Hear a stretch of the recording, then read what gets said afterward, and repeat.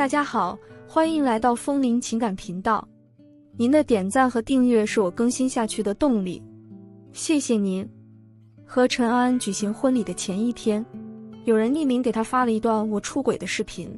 视频发来的前几分钟，他还穿着婚纱在我面前转圈圈。淮阳，还记得第一次见面吗？你说让我做你老婆，你终于要梦想成真了。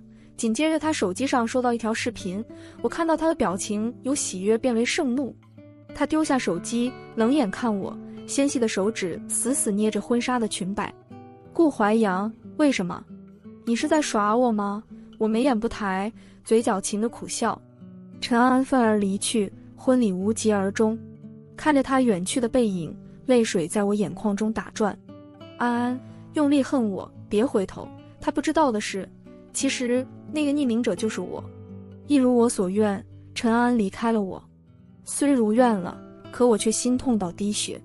陈安和我早早领了结婚证，而就在婚礼的前一天，我收到医院的确诊报告，恶性脑瘤，10日无多。以我对陈安的了解，如果他知道我得了绝症，肯定会对我不离不弃。可我爱他胜过爱我自己，所以我必须要让他离开我，而唯一的方法就是让他恨我。那条出轨的视频给陈安的打击无异于一枚重磅炸弹，以至于他穿着婚纱走得如此决绝。因为担心他出事，我偷偷地跟在后面。见他径直走进了一家酒吧，门口一群等待捡尸的小流氓格外扎眼。我给暗恋他的李云涛发去消息，我和陈安分手了，他现在在康定路上的那家酒吧。1个小时后，陈安醉醺醺地从酒吧出来，2个蹲守的小流氓瞬间围了上去。美女，有没有兴趣玩玩？我们有好东西，包你爽。小流氓边说边对陈安安上下其手。该死的李云涛还没出现，晚1秒，安安就会多一分危险。我咬着牙打开车门，就在我想要冲过去的时候，李云涛终于出现了。一改往日的温文尔雅，你们2个混蛋，放开我女朋友！小流氓一听，瞬间来了脾气，2打1，他们有胜算。就在对方抡起拳头的那一刻，李云涛大喊一声：慢着！如果2位小哥不嫌弃，大家交个朋友，这里有2000块，全当请2位小哥吃夜宵了。2个流氓接过钱，高高兴兴地走远了。陈安倚在李云涛怀里咯咯咯地笑，那笑容像他4岁那年一样纯真可爱。我和陈安是在孤儿院认识的，那年他4岁，我6岁。第一次见面我就喜欢上了他。陈安，我要你做我老婆。他举着一个小风车，仰着红扑扑的小脸问我，老婆是什么？我想了想回他，老婆就是和我永远在一起的人。我都不知道你叫什么，我才不做你老婆。他一边咯咯咯地笑，一边举着小风车跑远了。我冲他大喊，我叫顾淮阳。思绪回归，陈安上了李云涛的车，扬长而去。我揪着心开车回家，把自己丢在沙发的一角，蜷缩着身体。初秋的天气不算冷，但我却瑟瑟发抖，整个心像被搁进了冰窖。眼前的这套别墅又大又空旷，今夜这里本该热闹非凡。抬头看了眼婚纱照，照片上的陈安美丽动人。我惋惜地摇了摇头。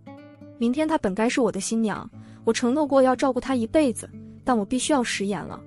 从少年到而立之年，我守护了陈安20年。我不想撒手，但命运却扼住了我的咽喉。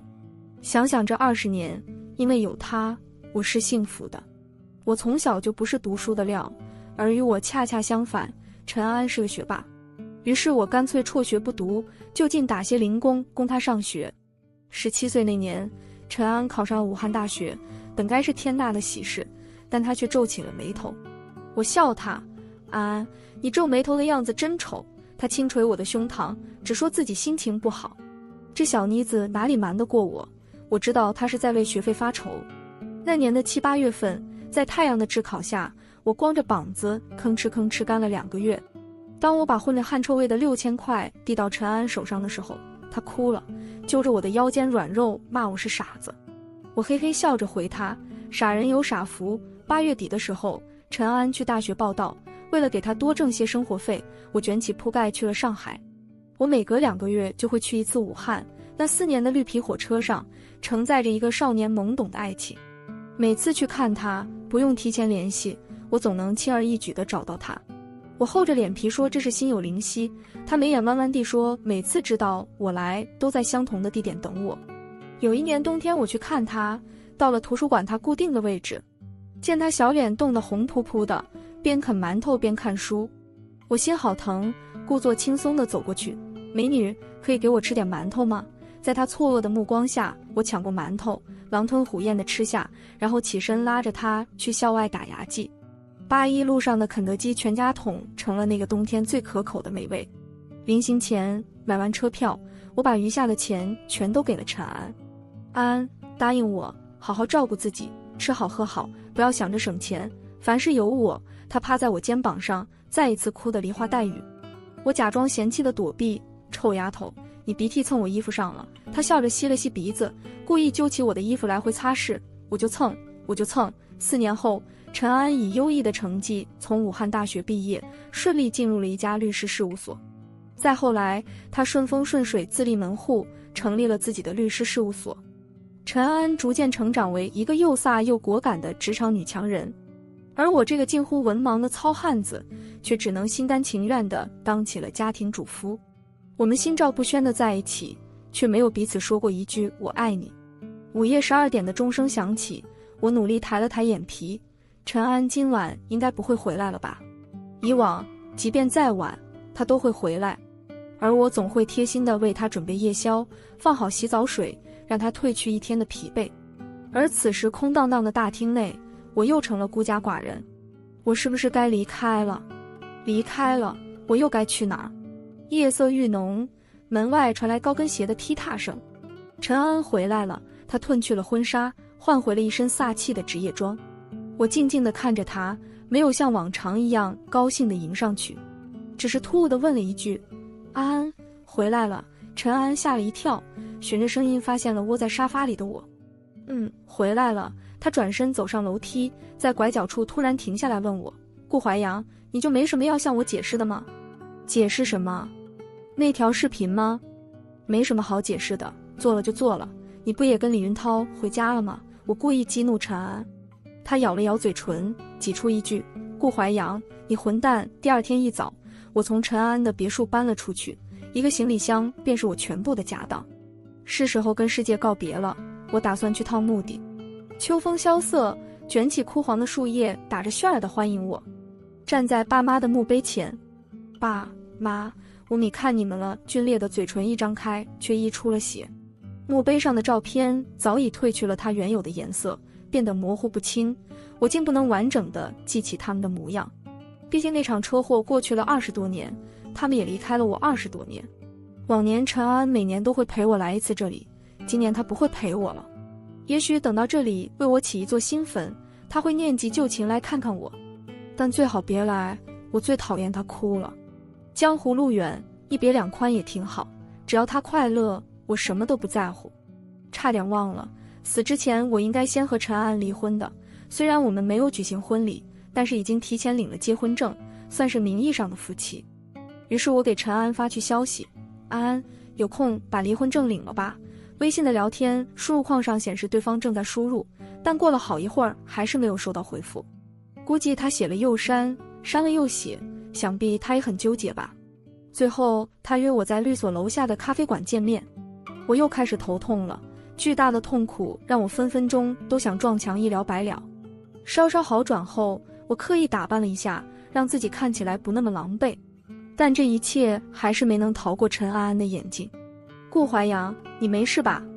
你看起来气色很不好。我抻了抻发酸的脖子，故意开玩笑道：失去你那么好的女人，我怎么能好呢？陈安眼眶红了，他端起面前的咖啡，掩饰自己的情绪。怀阳，你是我的恩人，没有你就没有现在的我。你曾亲口说过让我做你的新娘，可为什么？所以你和我结婚仅仅只是为了报恩？不是的，不只是报恩。我摆摆手打断他，从始至终你我只是彼此感情的寄托，但那不是爱情。陈安，我不爱你。不爱你3个字一出口，揪得我心痛。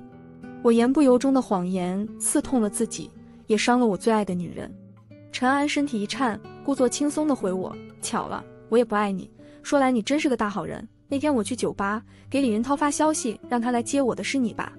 我谢谢你，真是费心了，都要分开了，还为我的感情想好退路。你真是个大好人。是啊，我真是个大好人。可若不是得了这该死的恶性脑瘤，谁又愿意去当这个好人呢？也许是老天爷可怜陈安，担心我走后没人照顾他，所以提前安排李云涛出现在他的生命中。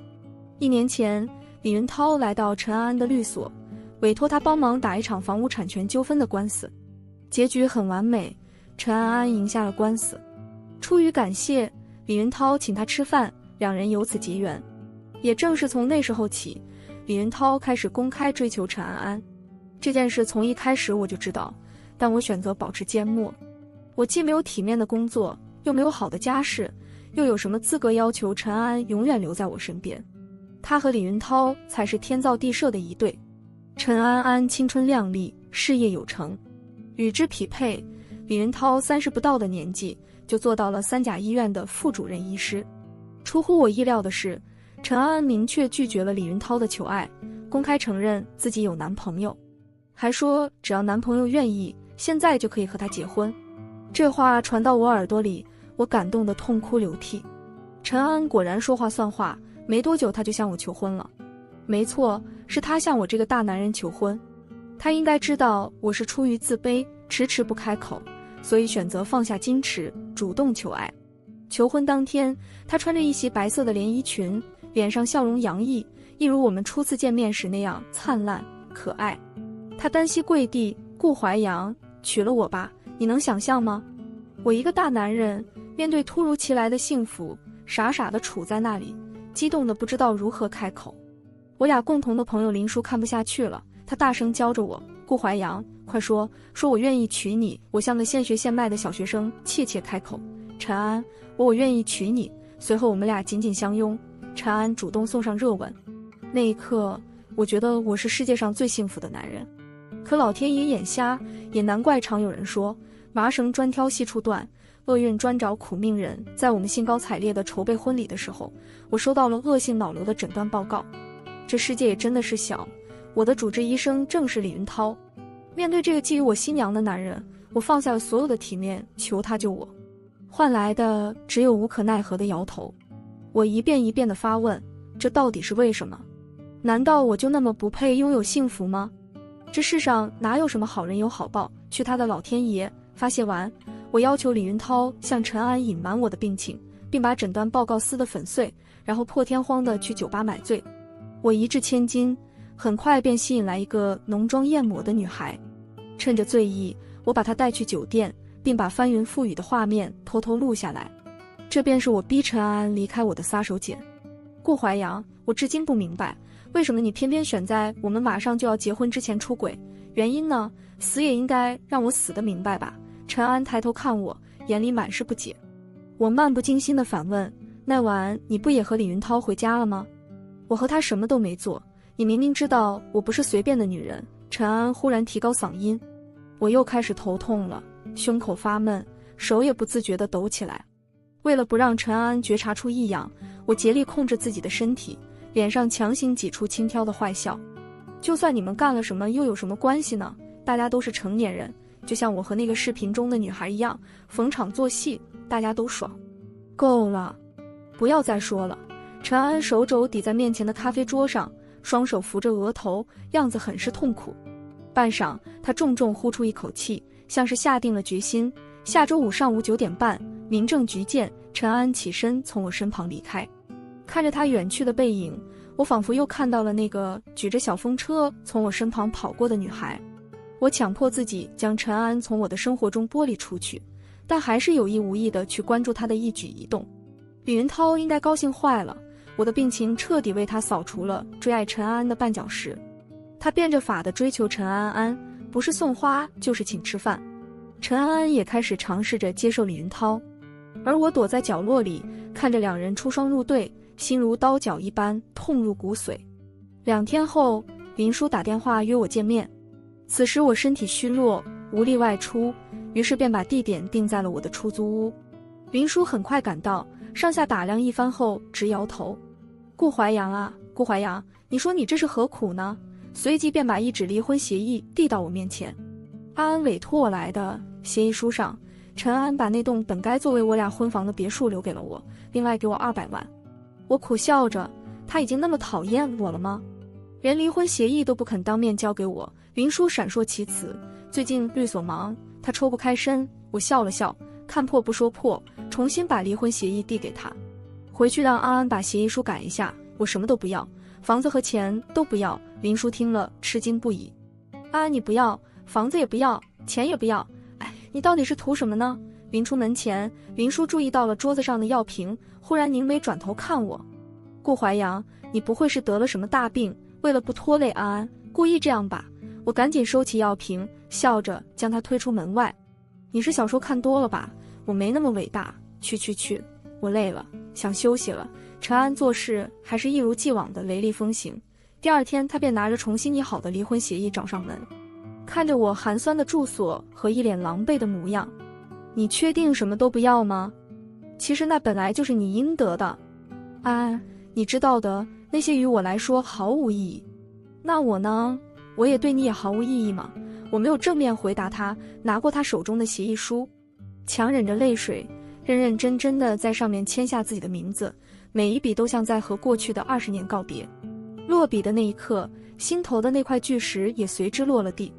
我身体莫名的一松，长长舒出一口气，随即又挺直脊背，强装体面，打趣道：终于解脱了，我可以放心的走了。走了？去哪儿？陈安疑惑地看我。林叔说你好像病了，我看你气色的确不好，要不要我陪你去医院？不必了，好好跟李云涛相处，我的事就不劳你费心了。话落，陈安身躯一抖，起身开门离开。寒风从门外灌入，冰冷了我本就虚弱的身躯，我剧烈地咳嗽起来。陈安赶紧在门外拉上门，隔着门对我说：顾怀阳，谢谢你20年的付出，如果有机会，我还是想报答你。随着高跟鞋的哒哒声渐行渐远，整个楼层重新归于沉寂。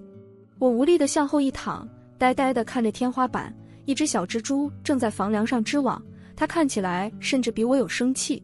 罢了，生命毫无意义，死亡终究会来临。放大时间的维度，我与陈安安缘深缘浅，也只是昙花一现。想到这，我笑了，也释怀了。不必遗憾，起码我曾经拥有，又何必在乎什么天长地久？我迷迷糊糊地睡着，又混混沌沌地醒来，脑袋中的那个瘤子时不时地折磨我，像是钝刀子割肉。真想赶紧立刻马上死掉，但我还不能死。协议书签了，离婚申请提交了，我与陈安还有30天的离婚冷静期。唉，真是熬人啊！我不知道自己还能不能挺过这30天。趁精神好的时候，我开始思考写点遗嘱，总该留下点什么，证明这个世界我曾经来过。我还有些钱，这生不带来死不带走的玩意，我得用掉它。于是提笔写下捐10万块给博爱福利院，不许匿名。捐款单上的署名顾怀阳要加大加粗。我曾经答应过院长，长大后要报答福利院，吹过的牛总要稍稍兑现一下的。等我死后，看看我的心肝脾肺肾还有什么能用的，能捐的，招呼不用打，通通拿去。赢就是这么豪横。不过我的脑子应该是没什么用了，如果哪个医学院有兴趣拿来做研究，那也尽管拿去，只要给我留下一点点东西，好烧成灰葬在安溪公墓。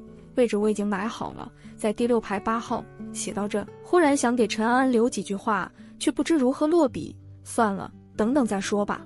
就这样半死不活地熬了几日，我渐渐地吃不下东西，只靠一些稀粥勉强苟活。我扬起干枯的手臂，手指分开迎着太阳，五彩的光晕在我瞳孔中散开，现实与虚无变得越来越没有界限。回过神后，我开始担心自己能不能撑过离婚冷静期。如果不能了无牵挂地走，那我死了也不能瞑目。于是我决定去趟医院。挂号时，我刻意避开李云涛的专家号。我问医生，我还能不能活1个月？医生拿着我脑 CT 的片子和核磁共振的报告，啧地直惋惜。可惜呀，第一次检查时还是一个良性肿瘤，如果那个时候选择手术，就不会那么糟糕了。什么？医生的话犹如晴天霹雳。明明李云涛亲口跟我讲是恶性脑瘤，时日无多，所以我才选择放弃治疗。难道是他骗了我，目的就是让我死，好从我手中抢走陈安安？那现在呢？我还能活多久？我急忙问医生。现在已经迟了，肿瘤已经转成恶性的了，只能保守治疗。不过你也不要放弃希望，保持乐观的心态，按时吃药，说不定会有奇迹。离开医院后，我头重脚轻地走在路上，拳头紧紧握住，指尖发白，嵌进肉里。李云涛，你真的好歹毒！枉你还是医生，不仅不救死扶伤，却狠心将我置于死地。不行，我不能将安安托付给这样一个衣冠禽兽。时隔多日，我又来到陈安安的别墅门前，电子锁的密码居然没改，还是我的生日。推门进去的时候，陈安安和李云涛正在吃早饭。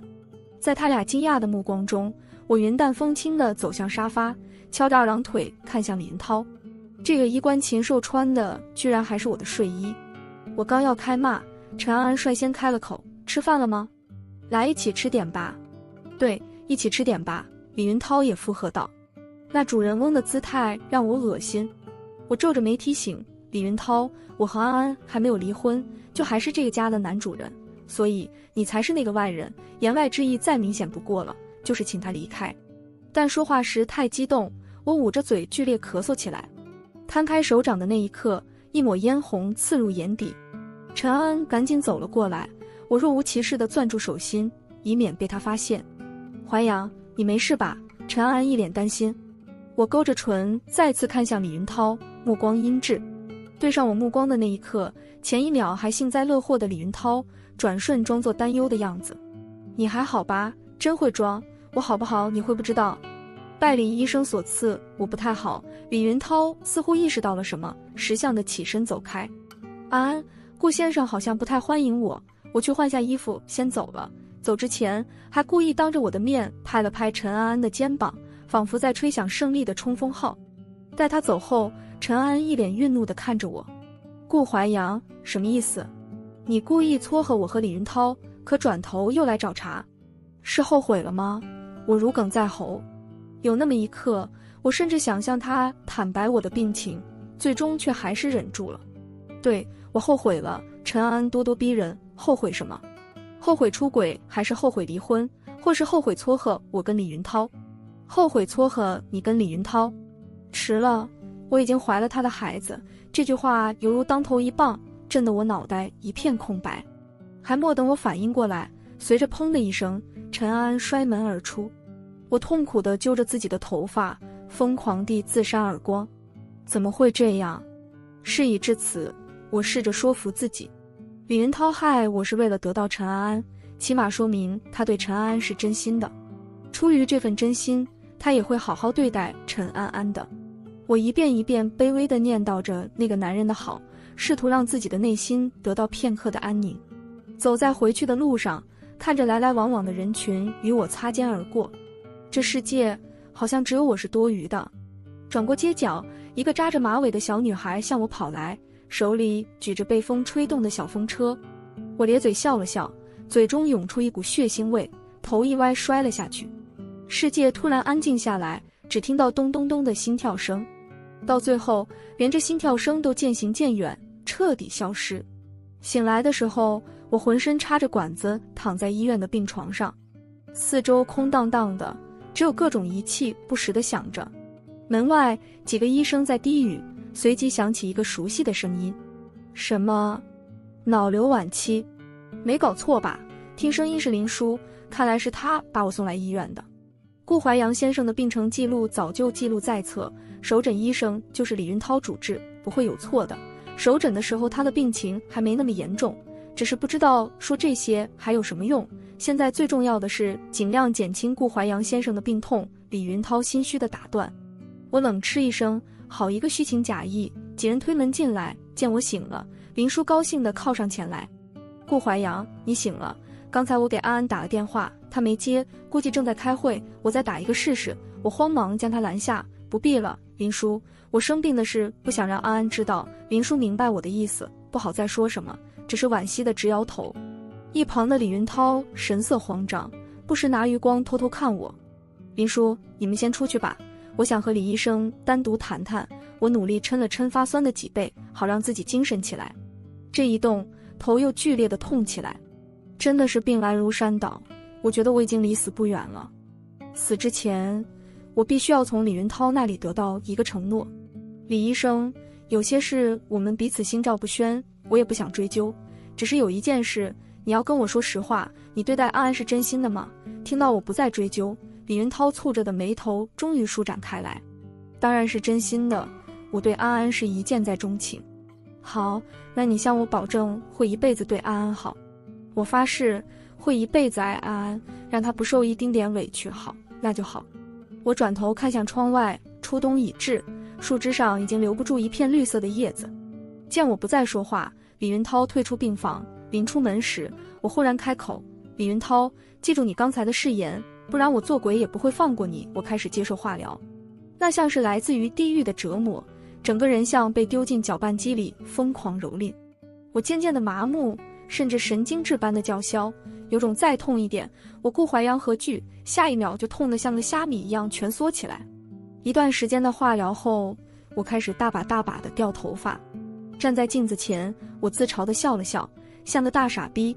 日子一天一天过，我终于熬到了要和陈安安离婚登记的那一天。那天一早，林叔来医院看我，只一眼他就流下泪来。顾淮阳，都这个样子了，你还瞒着安安，是不是觉得自己很伟大？看他这样，我竟开心起来，起码此刻还有一个朋友真心为我难过。林叔，你才伟大呢，一点不嫌弃我这个将死之人。假如在和安安相识之前我先认识的你，我肯定会爱上你。我一本正经的模样逗笑了林叔，他帮我掖了掖被角，努力扯出一丝笑意。我还能为你做什么？帮我请个化妆师吧，下午我要和安安正式离婚了。我看着窗外的枯木，声音嘶哑。化妆师给我画了一个精神的妆容，我戴上一顶帽子去了民政局。民政局门口，陈安安已经等候在那里。下了出租车，我努力地挺直脊背，故作轻松地来到他面前，有条不紊地办完所有的手续。临到签字的时候，陈安安红着眼哀求我：顾淮阳，都这时候了，求求你告诉我为什么。死也让我死得明白。他握着笔的手重重放下，掩面哭泣。他这一哭，我整个人都不好了，脑袋也嗡嗡作响。都说了我不爱你了，还让我说几遍，赶紧签字。婆婆妈妈的，我扭头注视着陈安安，毫无感情地说出这段话。陈安安浑身一颤，紧了紧手心，咬牙签下了自己的名字。我用近乎抢的方式拿过他手中的笔，刷刷地签下自己的名字。我顾淮阳，此刻还陈安安自由。这一刻，我全身都松弛了，终于可以一身轻松地去死。我笑了，眼皮再也支撑不住地沉下去，身子一软，脑袋一歪，帽子滑落，露出可笑的光头。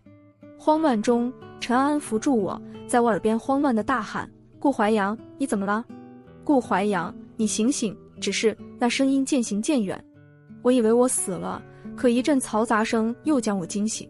睁开眼，还是在那个病房。上帝是不是忘了派死神来接我？我扭了扭发酸的脖子，听清了门外陈安安和林叔的谈话。叔叔，你早就知道了，对不对？为什么不早点告诉我？陈安安摇晃着林叔的身体。林叔一脸冤枉，委屈地说：顾淮阳不让我说，他这样我也心痛。你俩都是我的好朋友，换做你是我，你怎么办？再说了，李云涛是顾淮阳的主治医生，他不也瞒着你吗？陈安安重重地叹出一口气，蹲在地上，双手抱着头。原来一切早就有迹可循，原来一切都是淮阳的煞费苦心，他做的一切都是因为爱我，而我却像个傻子一样的后知后觉。瞒了那么久，终究还是没能瞒下去。要是离婚登记完再多撑一会儿就好了。既然如此，给陈安安的遗言就不用写了。过了一会儿，陈安安和林叔推门进来，见我醒了，陈安安激动地跑过来，攥着我的手，哽咽着关心道：感觉好点没？我开起玩笑：不太好，可能需要一个爱的抱抱。陈安安起身抱我，好熟悉，好温暖，只是有些太紧了。安安，我快喘不上气了。陈安安赶紧松开，伸手在我胸口捋了捋。他慌乱的神情真的让人又好气又好笑。我捏了捏他的脸蛋：傻丫头。林叔默默地走了出去，悄悄关上房门。此一刻，这一方天地只有我和陈安安。有些话我怕再不说就没有机会了。终于不用再刻意伪装，我一把将他搂在怀里。安安，我走后你要好好照顾自己，这一辈子能和你相识，我知足了。不用对我有什么愧疚，你只需要好好的开心的活着。如果可以的话，每年清明去看看我，跟我唠唠这一年发生在你身上的事。听到这里，陈安再也抑制不住地哭出声来。这小妮子泪窝子从小就浅。我轻轻拍着她的后背，过了好一会儿，她才情绪稳定下来，红着眼眶目不转睛地看我，像是担心下一刻我就会消失不见。我刮了刮她的鼻子，继续叮嘱，既然你有了李云涛的孩子，那就好好跟他相处，我可是让他发过毒誓的，如果他胆敢对你不好，我做鬼都不会放过他。陈安身体微微一颤，把头扭向一边，好像很反感我提及李云涛。与此同时，他手臂上的一处淤青引起了我的注意，结合他刚才的表现，我隐隐有种不祥的预感。我了解陈安，如果我当面问他，他肯定不会如实相告。于是我谎称自己累了，把陈安哄出病房。我忐忑不安地掏出手机，给林叔发了条微信：林叔，最近帮我多留意一下安安和李云涛，看看他们是不是闹过什么不愉快。很快，我收到林叔的回复，他俩前2天确实是吵过一架，具体原因我不清楚。可是信息看到这里没了下文，我急了。可是什么？半晌过后，林叔才发来下文：可是李云涛动手打安安，怒火燎心，直烧得我胸口发胀。我猛地起身，想要去找李云涛算账，身体才微微抬起，又无力地摔回床上。我攥起拳头，懊恼地直砸床，悔不当初将陈安推给李云涛这个畜生。这口恶气直顶得我气血翻涌。我越想越气，越想越怕，凭李云涛这尿性是不可能善待陈安安了。而心地善良的陈安安一定会顾及孩子，一味地忍让。身为一个律师，忍受家暴的同时，却不能拿起法律的武器维护自己的权益。可想而知，陈安安的内心该会有多煎熬。李云涛，害我这笔账还没跟你算，你又来欺负安安。几天前许下的誓言，转头就喂了狗。既然老天不公，让你这么个杂种活在世上，若天不收你，我来收。反正我也该死了，拉个垫背的，黄泉路上也不寂寞。想到这，我再次打开了那封信笺，在遗言的最后一行写下：安安，我恳求你，为了自己，趁早打掉孩子，离开李云涛。他违背医德，害我延误病情，又背弃誓言，欺负我最心爱的女人。凡事皆有因果，这因由我而起，那就由我而终吧。第2天醒来，我无比清醒，身体也比以往有了些力气。该说不说，我的命真硬。临近中午的时候，陈安又来看我，手里拎着一个饭壶。见我神色不错，他心情也好了起来。来尝尝我给你炖的母鸡汤，你知道的，这可是我第一次做。陈安拿着勺子喂我，味道寡淡，只有一点咸味，我全当喝咸汤了。等我喝完，陈安开心地自夸，看来我还是蛮有做饭天赋的嘛。我拍着肚皮奉承他，没想到十指不沾阳春水的陈大律师还有这手艺，可惜知道的太晚喽，我是吃不到几顿了。陈安赶紧用食指按住我的嘴唇，呸呸呸，不准这样说，喝了我的神仙汤，你死不掉的。此时李云涛推门进来，目光错愕地看着我俩的亲密举动。陈安急忙收回手指，局促地站在一旁。李大医生，什么事？我尽量提高嗓门，让自己显得中气十足。顾淮阳，通知你一下，下午3点做透析。说完便重重地摔门而去。透析？透你妈的析！老子干完你就不想活了，还透析？我当做什么事都没发生，吊着嗓子嗲里嗲气。安，我想吃苹果了。想吃是好事，我这就去买。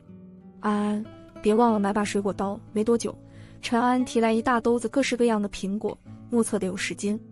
安，你这是喂猪吗？对，你就是一个大臭猪，拿笔杆子的手果然不适合动刀子。看着陈安递过来近乎被削到果核的苹果，我笑得上气不接下气。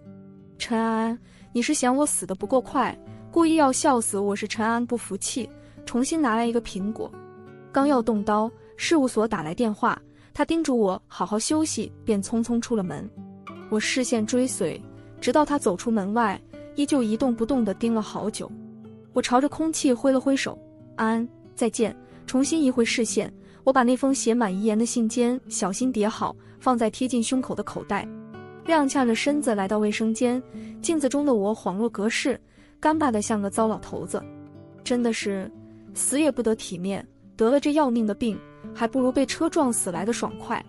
我用冷水擦了擦脸，整理了下凌乱的衣襟，按响了卫生间的病房呼叫。我有点不舒服，帮我叫一下李云涛医生。转身的那一刻，窗外下雪了，我颤巍巍地伸手去接，还没送到眼前就已消失不见。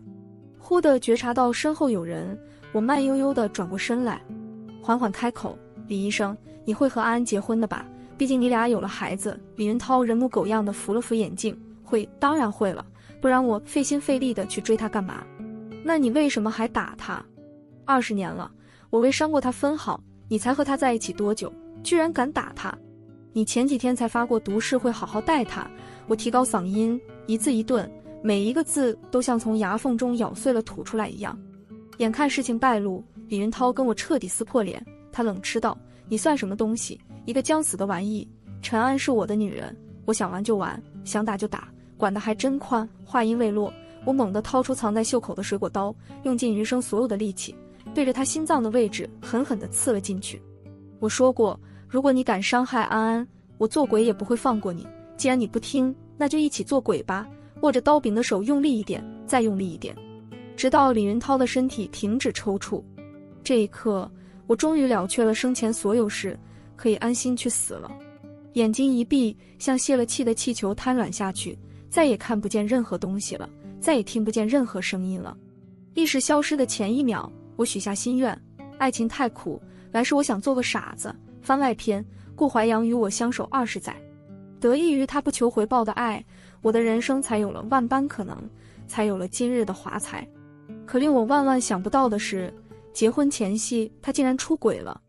而后来我知道了他出轨的原因，我大骂他是个傻子，一个得了绝症不想连累我，所以选择这种恶心的方式让我嫌恶地离开他的傻子。4岁那年，我在孤儿院遇到了一个傻小子，他叫顾怀阳。初见他时，傻不愣登淌着一溜清鼻涕，一见我就说让我做他老婆。小小年纪，脸皮真厚。在孤儿院的时候，他整天黏着我，个子比我高一头，却像一个烦人的跟屁虫。不过烦是烦了点，对我倒是挺好的。他会把好吃的留给我，在我伤心的时候做鬼脸逗我开心，捉迷藏的时候也会故意装作找不到我，然后让我傻傻地躲在那里很久，然后趁我不注意，手里拿着一个棒棒糖突然出现：老婆，吃糖。我揪着他的耳朵瞪着他：谁是你老婆？下次不准喊。这个厚脸皮居然还咧嘴笑，一张嘴清鼻涕就流进了嘴里，边抿嘴边说：我是一个耙耳朵。童年的时光，失去了父母我是不幸的，但因为有那个傻小子顾怀阳，我又是幸福的。我讨厌死顾怀阳了，他就是个渣的不能再渣的学渣。考试的时候倒数3名一定有他，我都替他丢人。于是课余时间耐心给他补习功课，可他总是嬉皮笑脸，左耳朵进右耳朵出，但这丝毫不影响他成绩的稳定，始终无法跳出后3名的怪圈。他给自己找借口，说自己笨，压根就不是学习的料。为了让他能聪明点，我逼着他多吃核桃，嘴里塞得满当当的，实在吃不下了。他跟我叫板：陈安，吃这些有啥用？脑子是天生的，娘胎里带出来的，要怪就怪我妈。我又一次揪起他的耳朵：以行不行，听过没有？多吃点核桃，你脑子上也能多几条褶子。后来证明，以行不行简直就是谬论，能考过60分就相当于过年吃饺子了。不出意外，顾怀阳没能考上高中，而我在高考的千军万马中杀出一条血路，顺利通过了独木桥。红彤彤的武汉大学录取通知书摆在眼前的时候，顾怀阳笑得比我还开心。高兴之余，6000块的巨额学费成了横亘在我和武大之间的一座大山。我曾经一次次地梦到自己在武大绚烂的樱花下自由漫步，那一纸录取通知书就要将我的梦想照进现实，但那6000块成了梦想与现实间的最大阻碍。我还没来得及在顾怀阳面前展现失落，他就失踪了。等他再出现，已经是8月的中下旬。那黝黑的皮肤像是从非洲逃难来的。顾怀阳站在我面前，挺起胸膛，个子高我一头有余。我流着眼泪捶打他结实的胸膛：这2个月你死哪去了？顾怀阳嘿嘿一笑，露出2排大白牙，缓缓从身后拿出一沓100元大钞，无比自豪地递到我眼前。诺，你的学费言简意赅，却足以让我哭得稀里哗啦。那沉甸甸又泛着汗臭味的学费，为我铺平了求学的康庄大道。熙熙攘攘的火车站，我和顾怀阳各自拿着行囊。不同的是，我要奔赴全国最高学府之一的武大，而他却要去上海的一处工地打工。一个往西，一个往东。临别前，顾怀阳揉了揉我的头发：“陈安，对自己好点，该吃吃，该喝喝，钱的事有我呢。”我仰头看他，眼眶中氤氲起薄薄的水雾。你也要对自己好一点。到了武大，我可以勤工俭学，也会努力拿奖学金。顾怀阳轻轻点了点头，背起行囊，毅然决然地消失在我的视线中。他没有回头，从微微抖动的肩膀不难看出，这一哭他肯定哭得特别狼狈。我终于见到了梦寐以求的武大樱花。我眯着眼睛抬起头，五彩的光晕给本就绚丽的樱花穿上盛装，轻轻摘下一朵，放在信封里寄给千里之外的顾怀阳。不久之后收到他的回信，洋洋洒洒好几千字，拙劣的文笔却掩盖不住他的情真意切。回信的信封里有一张照片，照片中的顾怀阳光着膀子，站在一群40-50岁的民工大叔中，稚嫩的脸庞显得那样的格格不入。等攒了些钱，顾怀阳便每隔2个月来看我一次，然后无比光荣地把生活费交到我手上。我每每拒绝，勤工俭学的钱已经够生活的开支了。他故意板起脸，把钱硬塞给我，扬怒道：“陈安，你想什么呢？这些钱是要还的，你现在最要紧的不是勤工俭学，而是抓紧时间学习。我还等你功成名就之后养我呢。”我默了默，把这份感恩深埋心底。于我而言，顾怀阳不是骑着白马的王子，更像是逆着光的盖世英雄，一个只属于我的盖世英雄。他在我看不见的角落里，给了我无比坚定的精神力量。在武大樱花的绽放与凋零间，时间如白驹过隙，4年的时光倏然而逝。毕业后，我顺利入职一家律师事务所，有了一份不错的收入。终于，我可以成为顾怀阳的依靠了。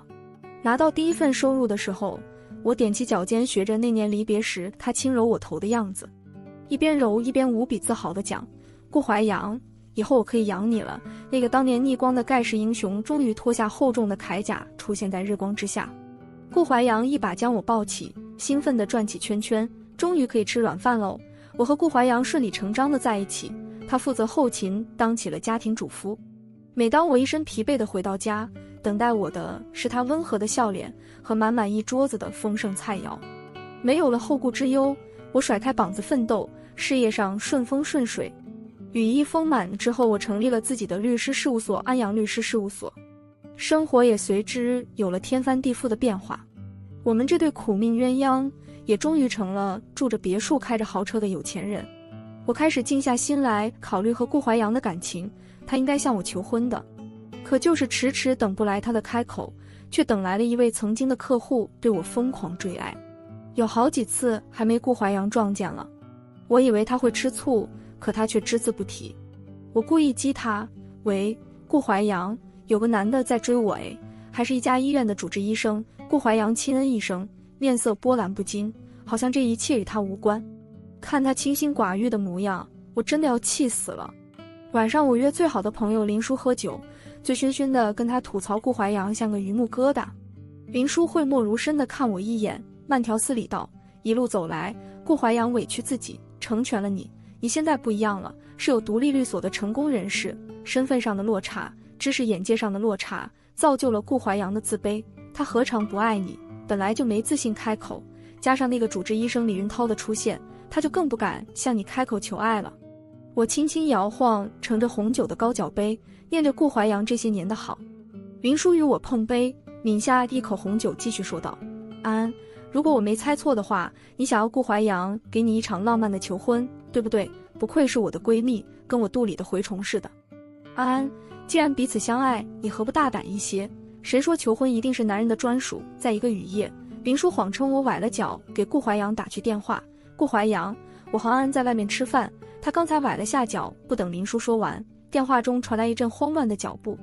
顾怀阳语带焦急：“林叔，快把地址发给我。”挂断电话后，林叔调侃我：“你看他多在乎你，崴脚那么小的事，在他眼里像是世界末日。没过多久，顾怀阳匆匆忙忙地出现，看到一袭婚纱长裙的我，他傻愣着杵在哪里。还是我先开的口，顾怀阳，你愿意娶我吗？星光点点从他神色漆黑的眸子中划过，嘴巴却像被封印住了一样，在林殊的提醒下才喊出那句陈安，我愿意娶你。我轻轻吻上他的唇瓣，在他耳边撒娇道，顾怀阳，你终于要如愿以偿了。那晚我褪去全身的衣物，将自己毫无保留地献给顾怀阳。共赴巫山后，我完完全全成为了他的女人。顾怀阳倚在床头，将我揽进怀里。安安，我爱你，真的好爱你。我觉得我此刻就是这个世界上最幸福的人。我红着脸像一只温顺的小猫，贴着他结实的胸膛，娇嗔着回应，那以后你就是我的巴耳朵了。顾怀阳将我的手轻轻拉起，拽着自己的耳朵，对，以后就是你的巴耳朵了。婚礼前，我早早和顾怀阳扯了证，2张喜庆的结婚证捧在手心。顾怀阳开心地直咧嘴，顾太太，往后余生请多多关照。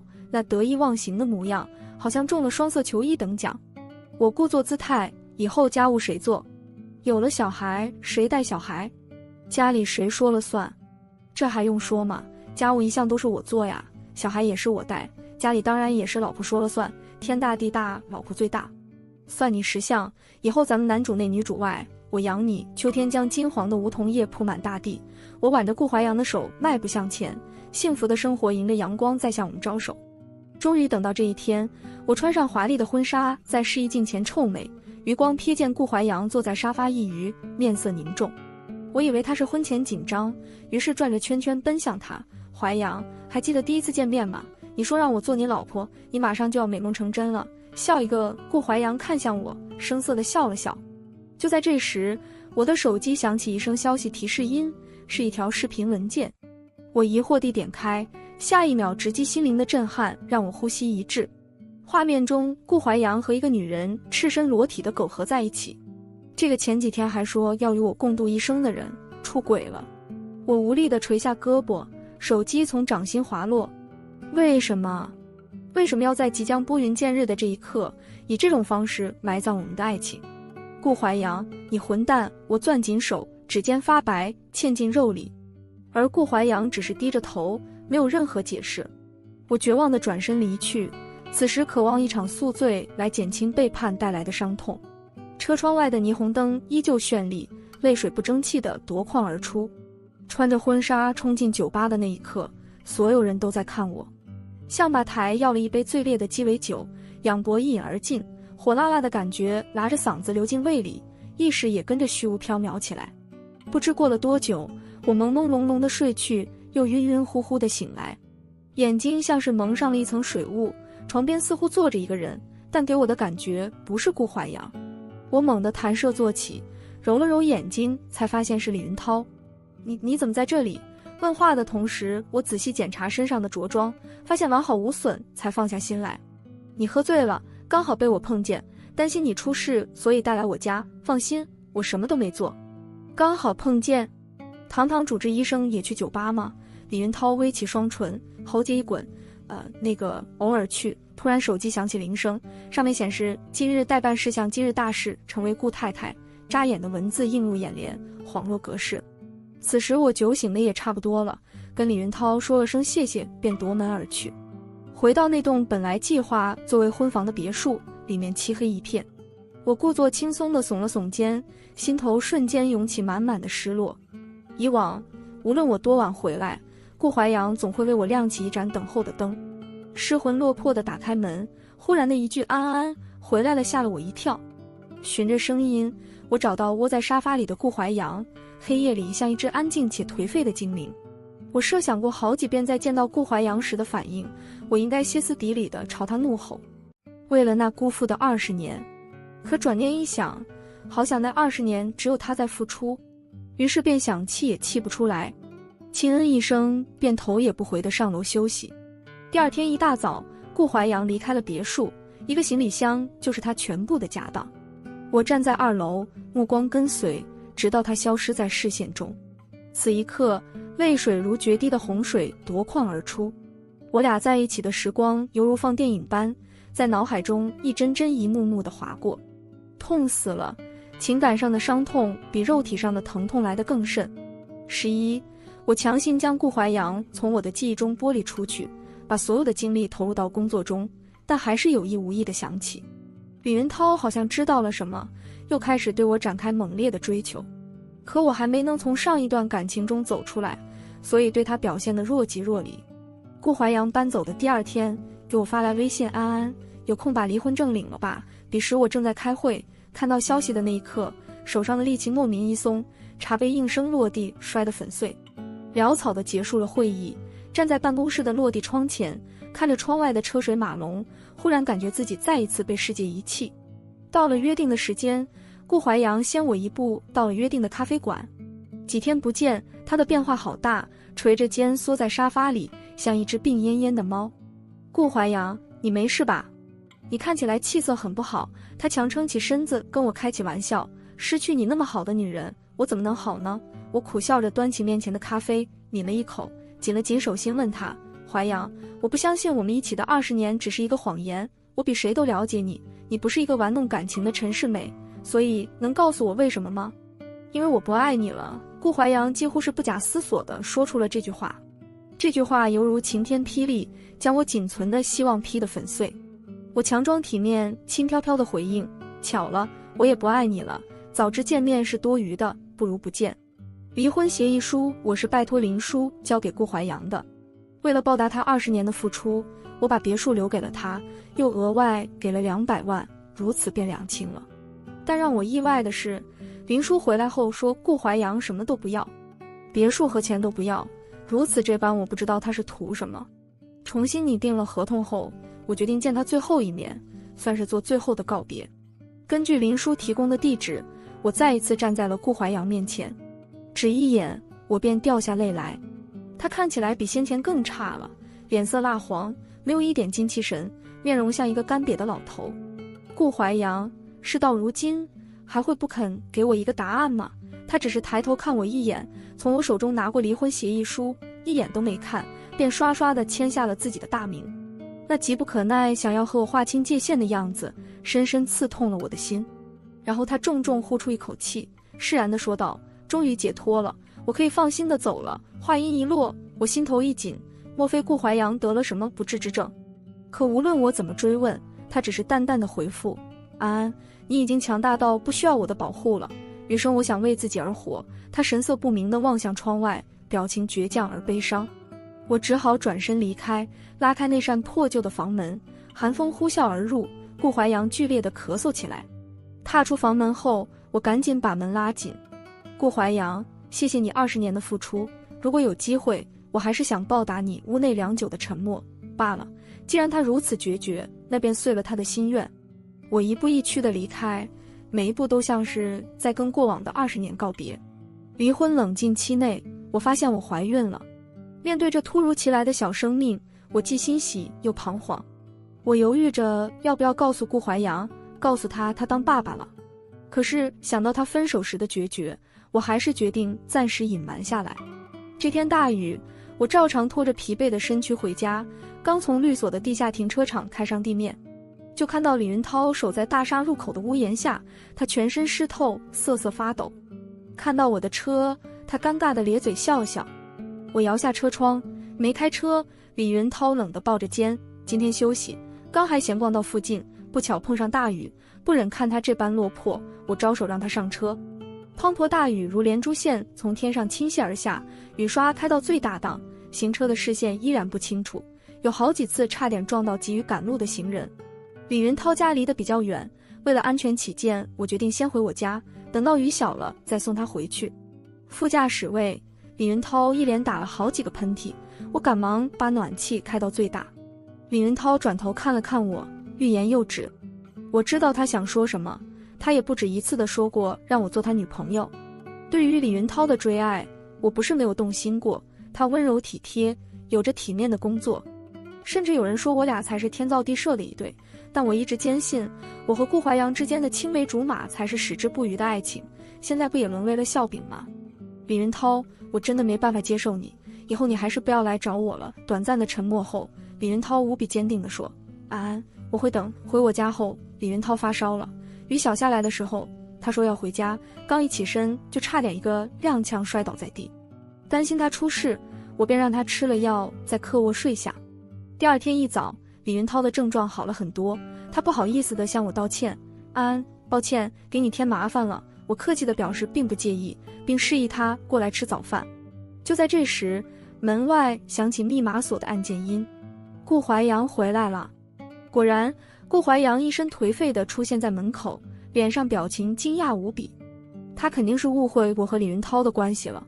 我刚要解释，但念头在脑中只是一闪而逝。有什么好解释的呢？反正等到离婚登记完，我们就再无瓜葛，又何必多费口舌？见此情形，李云涛打了声招呼后识趣地离开。顾怀阳嫌恶地看着李云涛走远，又转头打量我，像是在看一个熟悉的陌生人。他长长舒了一口气，用近乎央求的口吻：“安安，答应我离开李云涛好不好？他不是什么好人，当我是什么？扯线木偶吗？想怎样就怎样。”我故意气他：“晚了，顾怀阳，我已经怀了李云涛的孩子。”话一出口，顾怀阳愣住了。稍请，他嗫嚅着动了动嘴唇，然后无奈地垂下头去。剪不断理还乱的感情最伤人，明明起先是他想把我推给李云涛，转头又说让我离开他。顾怀阳，我不是你手里的商品。丢下这句话，我摔门而去。怀孕之后，我一边工作一边小心地保胎。这个小生命带给我的快乐，冲散了近日来的阴霾。李云涛依旧隔三差五地来找我，不是送花就是送吃的。我明确拒绝过很多次，但依然挡不住他追求的脚步。后来我实在烦了，明确告诉李云涛：“李云涛，我怀了顾怀阳的孩子，所以不要再来找我了。”我想这下他总该放弃了吧，毕竟有哪个男的愿意当接盘侠？可让我万万没想到的是，他还真就愿意。安安，我愿意当孩子的父亲，让我来照顾你们吧。当时我只觉得心头一震，这义无反顾的包容，从前只有顾怀阳会这样。我默了默，终于松了口，让我考虑考虑吧。李云涛高兴坏了，离开时高兴地吹起了口哨。曾经一回到家就有可口的饭菜，有一个人无论多晚都在等你。忽然有一天，这个人突然离开，一切都要自己动手，就像把一个十指不沾阳春水的人丢进厨房，任他怎么折腾，也做不出一顿像样的饭菜。无奈，对于生活我只好一再将就。很快，我的身体出现了状况。在一次通宵达旦的会议后，我刚从椅子上起身，眼前突然一黑，昏了过去。醒来时，我躺在医院的病床上，李云涛穿着白大褂站在一旁，正低头刷刷刷地写着什么。李云涛，我这是怎么了？听到声音，李云涛猛地抬头，视线交错，他冲我一笑：“你太累了，血糖低导致昏倒，不过还好身体无大碍，况且你还怀着身孕，不能再这么拼命工作了，不然身体会出大问题的。”李云涛的喋喋不休，此刻于我而言是如此的温暖。打了瓶葡萄糖，稍微恢复了些力气，我坚持要回去。刚好李云涛下午不用出诊，便亲自载我回家，而后贴心地帮我煲了一份老母鸡汤。当那一碗冒着热气的鸡汤放在我面前时，多日的委屈终于在此刻爆发，眼泪如决堤的洪水，涕泪滂沱。感动之下，我接受了李云涛。30天一晃而过，过了离婚冷静期，我可以和顾怀阳正式离婚了。无论缘深缘浅，这段感情终于要画上句号了。签字落笔，一别两宽，没来得及互道珍重，顾怀阳昏死了过去。我匆匆将他送去医院，才知道顾怀阳得了恶性脑瘤，已经时日无多。我手足无措地给林叔打去电话：“林叔，顾怀阳得了绝症，快要死了。”“安安，我这就赶来，别怕，有姐们呢。”林叔火急火燎地赶来后，把我拉到一个安静的地方，促膝长谈。在这1个小时的聆听中，我经历了一生中最大的震撼。原来这一切的一切早就有迹可循。